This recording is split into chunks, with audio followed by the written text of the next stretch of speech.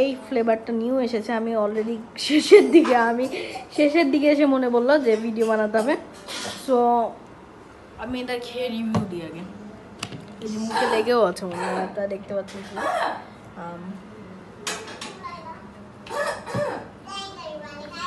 একদম ভালো। লিচি আর watermelon mixed করে আমি একবার খেয়েছিলাম, সেম ফ্লেভার এসেছিল, বুঝলেন?